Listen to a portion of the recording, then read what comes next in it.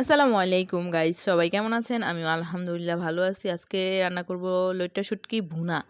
আমি শুটকিটা প্রথমে কেটে নিলাম, কেটে ভালো করে ধুয়ে নিলাম। ধুয়ে এই তো সেদ্ধ করার জন্য কড়াইতে দিয়ে দিলাম। সেদ্ধ হয়ে গেছে। এখন আমি শুটকিগুলো থেকে কাঁটাগুলো বেছে নিব। কাঁটাগুলো বাছা হয়ে গেছে। তেল দিয়ে আমি অনেকগুলো রসুন আর পেঁয়াজ দিয়ে দিলাম। এগুলো একটু ভেজে আমি সামান্য পরিমাণে একটু আদা রসুন বাটা দিয়ে দিলাম। দিয়ে আর একটু ভেজে নিলাম। ভেজে মরিচের গুঁড়া, অনেকগুলো মরিচের গুঁড়া দিয়ে দিচ্ছি যাতে অনেক ঝাল হয় তাই। দিয়ে তারপর লবণ দিয়ে আমি ভালো করে কষিয়ে নিলাম। কষিয়ে তারপর আমি শুটকিগুলোও দিয়ে দিলাম। দিয়ে তারপর আমি ভালো মতো আবার একটু কষিয়ে নিলাম। যখন একটু ভালো মতো কষানো হয়ে গেল তখন আমি অল্প পরিমাণের একটু পানি দিয়ে দিলাম। পানিটা দেওয়ার পর যাতে শুটকিটা আর পেঁয়াজ রসুন এগুলো ভালো মতো সেদ্ধ হয়ে যায়।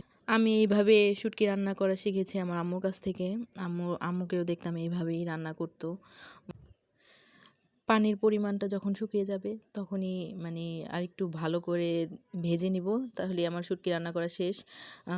সবাই আমার যে পেজে লাইক ফলো শেয়ার কমেন্ট করে পাশে থাকবেন। আর আমার একটা ইউটিউব চ্যানেল আছে সাকসেস মম কিচেন, সবাই একটু সাবস্ক্রাইব করে দিবেন। আর শুটকিটা খেতে খুবই মজা হয়েছিল। সবাই ভালো থাকবেন।